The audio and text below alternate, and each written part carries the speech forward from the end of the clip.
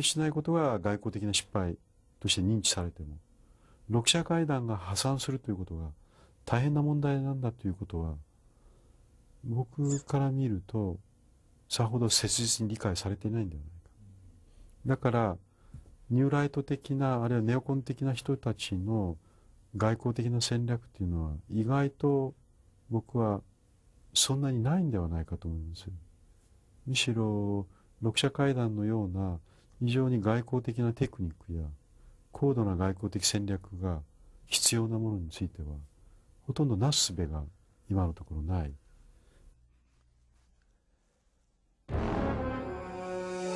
2002년 9월 17일 고이즈미 일본 총리의 평양 방문. 그것은 정치 생명을 건 모험이었다.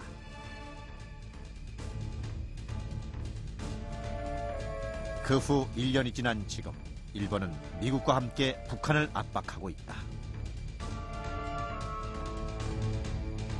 はもう一回平壌宣言に戻り、そしてなぜそういうことまでやろうとしたのかという原点に戻らなきゃいけない。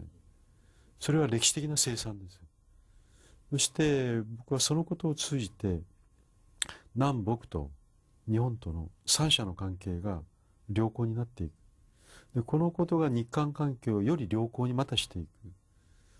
でそういうようなプラスのこうサークルができてしまうわけですね。サイクルが。 2002년 9.17 쇼크 이후 일본에선 북한 위협론이 증폭됐다. 그리고 신보수주의 정치인들은 일본을 이른바 보통국가로 바꾸려 하고 있다.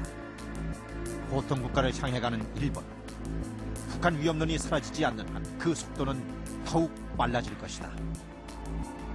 제가 강조하고 싶은 것은 일본의 지금 이런 논의가 일본 자체가 우경화된다고 하는 그런 엄청난 우려가 단독으로 존재하는 것뿐만이 아니고 일본의 이런 논의가 한국, 중국에도 엄청난 영향을 미친다 하는 것이고 동북아시아가 EU같이 경제적인 상승 효과를 가지면서 발전해 들어가는지 협력의 공동체로 아니면 남아시아같이 어떤 핵무장, 핵 확산의 악순환 속으로 빠져들어가는지 하는 어떻게 보면 그런 갈림길이 한 5년, 10년 이내에 도래할 그런 시점이라고 저는 생각을 합니다.